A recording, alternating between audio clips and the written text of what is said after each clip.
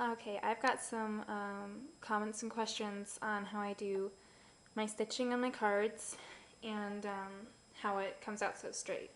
So when I first started making cards, I would get a pencil and lightly draw over the paper using a ruler and just mark the lines, and that would be my guide.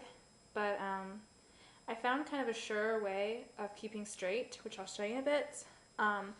Before I ever start sewing on my paper, my card, I like to test the machine first and run the paper through it to make sure that the tension is all right and everything. So, because someone might have used the sewing machine after me when I used it last, so they might have changed the tension, so I just like to make sure everything's all right. So, I like to go through it with a piece of scrap paper. I'll go through it right here.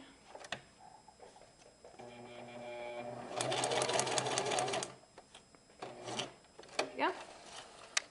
I'll just cut that. And to me, it looks like since the tension's alright because this isn't too tight, making it look really weird, and if it's too loose, then the stitches won't stay down. They'll be all bumpy and uneven. So it looks good to me. So what I'm going to do is I'm going to take my piece of paper that I want to sew, and this is how I guide myself. I hope the camera doesn't go fuzzy if I move it, but let's see. As you can see, there are these two plastic pieces right over here, and right in between there's a space where the needle sews. I like to meet up the edge of my paper with the one end of this clear piece. I'm not sure if that makes any sense. Let's try moving. So if you can see, this is lined up on my sewing machine with the with this part of the petal, and I hope that makes sense. So anyway, when I do my first stitch, I like to use the hand knob on the side of the machine. Let's see if I show it to you. Right here, and I just turn this counterclockwise for me on my sewing machine anyway. Alright, the camera settle up again. So I just like to check it out and slowly make sure it's in the right place. Alright, that looks good to me. So,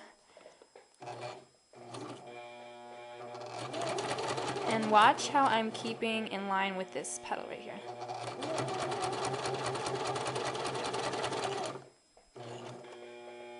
When I get the last stitch, sometimes I'll use the knob, to just kind of make sure it gets to where I want it to be, so the stitching doesn't look funky. I want to get a little farther.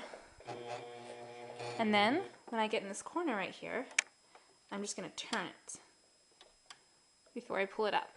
That's just the easiest way to go for me. And then I just start off again from there, making sure that I'm in line.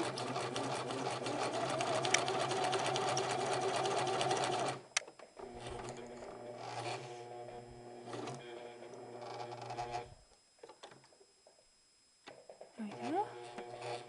And turn.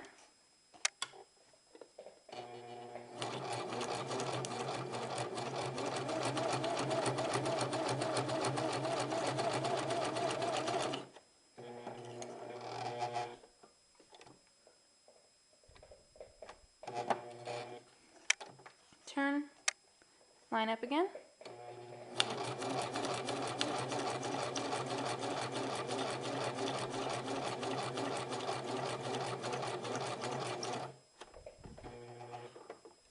And then I like to try to meet up my last stitch into the hole, my first hole for the paper that I made in the paper. And I just pull it out and cut it. This scissors is really bad. There we go. Alright, so we can see there's some ends coming here. Something happened. Anyway, what I'll do is, the camera's not very good, I'm not sure if you'll be able to see this. Let's see if I turn it off. Alright, I'm going to pull on this end, and if you can see, I'm going to pull this, and it's going to take it from the front. So, now the front doesn't have those ends anymore. And I just like to tie those ends up. So let me just tie them in a knot. Let's tie it again. So I've just tied it in a knot right here, taken 2 threads and tied them together. And then I can just cut them, and there's your sewing. Now, I'm not very good at circular sewing. You'd have to ask my friend Alice, because I'm not very good at circular sewing. But that's how I do straight sewing, and I hope that helped. If you have any questions, just leave a comment, and if necessary, I'll try to make another video that makes more sense. So I guess that's it. Thanks for watching, and have a great day. Bye!